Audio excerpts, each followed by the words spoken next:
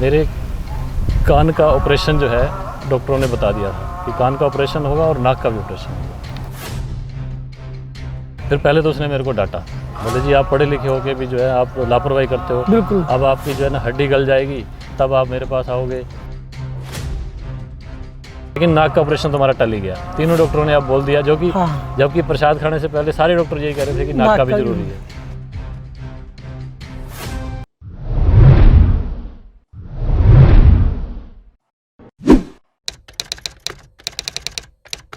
नमस्कार, सत श्री अकाल, आदाब दोस्तों, स्वागत है आपका एक बार फिर से हमारे इस कार्यक्रम रहमत मुर्शिद में।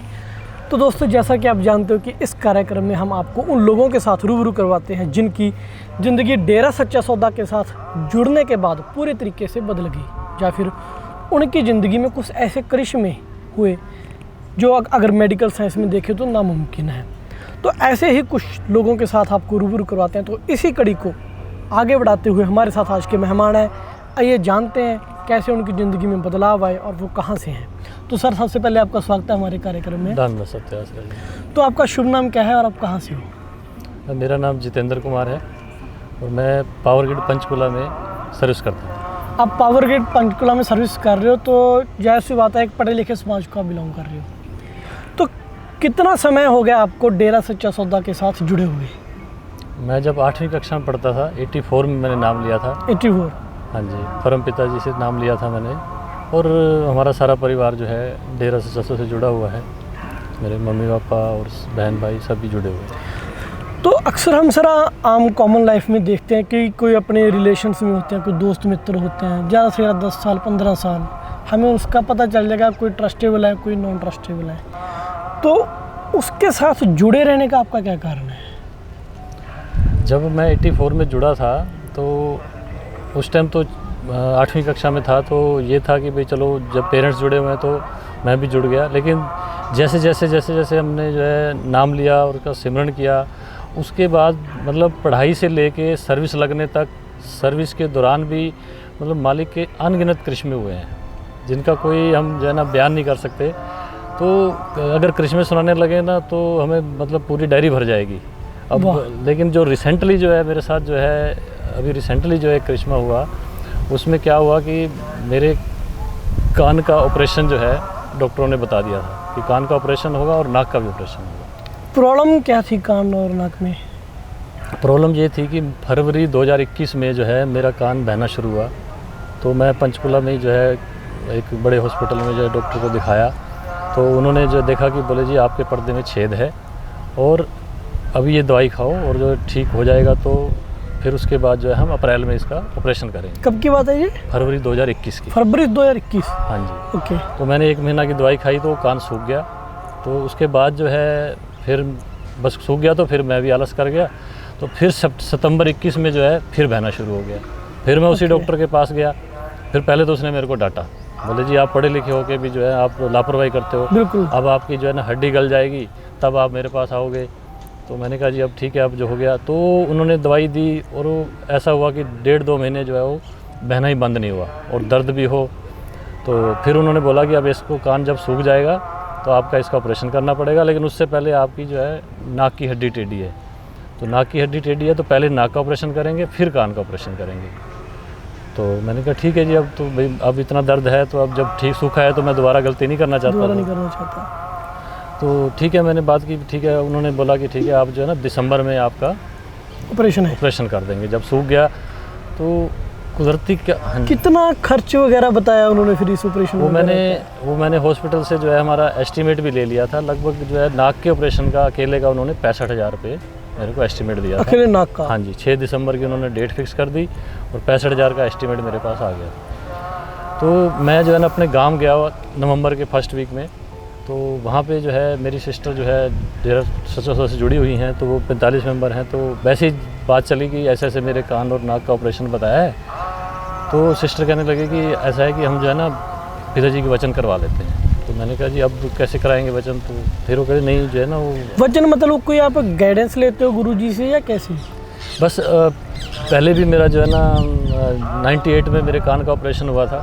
तो तब भी जो है उस टाइम तो पिताजी रूबरू थे, तो हमने कहा कि ऐसे पिताजी ऑपरेशन करवाना है, तो उनके वचन थे कि बेटा किसी अच्छे हॉस्पिटल से करवा लो। तो मेरी उस टाइम जयपुर पोस्टिंग एक तरीके से की गाइडेंस लेते हैं। तो उस टाइम मेरी जयपुर पोस्टिंग थी, तो मैंने वो जयपुर के हॉस्पिटल से करवाया और अभी तक वो ठीक है मालिक की दया से। फिर जो है हमने सिस्टर के थ्रू जो है एक पिताजी के थ्रू पिताजी से अर्ज करी कि भाई हमारा ऐसे जो है 6 दिसंबर का डेट है, भाई हमें सिर्फ बस एक गाइडेंस यही लेनी थी कि भाई ऑपरेशन करवाना है या नहीं करवाना। तो नवंबर की बात है ये, तो 6 दिसंबर की उन्होंने मेरे को डेट दे रखी थी। तो तब तक जो है हमें कोई आया नहीं कि भाई इस तरह से जो है क्या करना है, पता नहीं चला। हाँ जी। तो 28 नवंबर को मेरी सिस्टर का फ़ोन आया कि हमें जो है ना वचन हुए हैं कि आप जो है ना 2-3 डॉक्टरों को दिखा दो, 2-3 डॉक्टरों की राय लेने के बाद जैसा वो कहेंगे तो आपने वैसा ही करना। तो अब बिल्कुल सही बात, हम 2-3 डॉक्टर्स को दिखाएंगे तो एक बेस्ट कंक्लूजन निकलेगा। जबकि इस ऑपरेशन की डेट लेने से पहले मेरे अपने ही गांव के बहुत प्रसिद्ध डॉक्टर जो पहले पीजीआई में थे, अभी वो मैक्स हॉस्पिटल में हैं, तो मैंने उनको भी दिखाया कि ऐसे मेरे को ना ये कान और नाक का ऑपरेशन बोला है। तो उन्होंने भी देखा, बोले हड्डी तो आपकी टेढ़ी है, करवा लो तो अच्छा ही है, और कान का पर्दे का जो है ना होल इतना छोटा भी नहीं है कि ये जो है दवाई से भर जाएगा, तो ऑपरेशन आपको कराना ही पड़ेगा। तो फिर जैसे ही ये वचन आए तो मैंने जो है ना इंटरनेट पे पंचकूला का कोई डॉक्टर सर्च किया और मैं सीधा उनके पास चला गया। मेरे पास 5 बजे वचन आए, 5:30 बजे मेरे पास प्रसाद पहुंचा। मैं प्रसाद खाते ही जो है सीधा जो है हॉस्पिटल पहुंच गया, वो भी इंटरनेट पे सर्च करके। तो जैसे ही वो प्राइवेट डॉक्टर के पास गए तो उन्होंने देखते ही बोले जी आपको तो ऑपरेशन की ज़रूरत नहीं है कान की, आपका मैं दवाई से ठीक कर दूँगा। ओके। तो मेरे मन में एकदम से हुआ कि भाई ये तो मालिक का करिश्मा हो गया कि अभी तक तो मेरे को कम से कम 3-4 डॉक्टरों को दिखा चुका था मैं। प्रसाद खाने का जैसे जो आपने बात की वचन में, उस दिन में और जब आपकी रिपोर्ट आई कि आपके पर्दे वगैरह या नाक टेढ़े है, इनमें कितने दिन का गैप था? प्रसाद मेरे को 28 नवंबर के लगभग मिला था। और रिपोर्ट कब हुई थी आपकी कान के पर्दे की? कान के पर्दे की रिपोर्ट सितंबर में शुरू हो गया था, यानी कि 2-3 महीने प्रॉब्लम रही है। हाँ जी। वैसे तो फरवरी से ही होगी थी प्रॉब्लम, लेकिन 2-3 महीने ज़्यादा रही थी प्रॉब्लम। तो 6 दिसंबर की डेट ले रखी थी मैंने। फिर जैसे ही मैंने 28 को दिखाया उसने, तो फिर जैसे कि वचन थे कि भाई 2-3 डॉक्टरों की राय लेनी है, तो मैं अगले दिन जो है फिर किसी और डॉक्टर के पास गया। तो उन्होंने भी यही चीज़ बोली कि भाई देखो आपका नाक का ऑपरेशन तो बनता नहीं है, नाक का तो जरूरत नहीं है, लेकिन कान के पर्दे का होल जो है ना वो इतना छोटा नहीं है कि आपको दवाई से भर जाएगा। तो वो जो है अब असमंजस में पड़ गए कि एक तो कह रहे हैं कि दवाई से ठीक हो जाएगा, और वो जो दूसरे डॉक्टर को दिखाया वो ऐसे कह रहे हैं, उसने ये भी बोला कि अगर आप इसका दवाई से करवाओगे तो होल बड़ा भी हो सकता है, मतलब और डरा दिया। फिर मेरी पहले मैं कैथल में जॉब करता था, तो मैं कैथल के एक डॉक्टर के कान के डॉक्टर के पास गया। मैं कहा चलो तीसरा डॉक्टर जो है ना हम उसी से राय लेंगे। तो उनके पास गया, उन्होंने भी यही चीज़ बोली कि नाक की तो ज़रूरत नहीं है, नाक की हड्डी तो ठीक है, ये तो आपकी बचपन से ही है, लेकिन आप जो है ना ये कान का आपको कराना पड़ेगा। तो फिर जैसे मालिक के वचन थे कि भाई अब हमें एक डॉक्टर ने बोला कि ज़रूरत नहीं है, लेकिन नाक का ऑपरेशन तुम्हारा टल ही गया। तीनों डॉक्टरों ने अब बोल दिया, जो कि जबकि प्रसाद खाने से पहले सारे डॉक्टर यही कह रहे थे कि नाक का भी ज़रूरी है। तो उसके बाद जो है फिर हम असमंजस में पड़ गए। फिर एक दिन हमने सिमरण करके हमने सोचा चलो हम ना अभी फोर्टिस हॉस्पिटल में जाएंगे, जो भी डॉक्टर वो कहेंगे करना है ऑपरेशन तो करवा लेंगे, और नहीं करना तो नहीं करवाएंगे। फिर हम जो है 21 दिसंबर के लगभग जो है हम वहाँ पे गए, और वो डॉक्टर ने देखते ही बोले जी आपका दवाई से 50% चांस है ठीक हो जाएगा। तो फिर मिसी ने बोला कि भाई वो डॉक्टर साहब कह रहे थे कि होल से जो है अगर दवाई से ठीक नहीं हुआ तो होल बड़ा हो जाएगा। बोले नहीं बेटे ऐसी कोई बात नहीं है, आप घबराओ मत, अगर इससे ठीक नहीं हुआ तो ऑपरेशन हो जाएगा। कहाँ की बात है ये फोर्टिस हॉस्पिटल में पीजीआई के डॉक्टर हैं जो जी।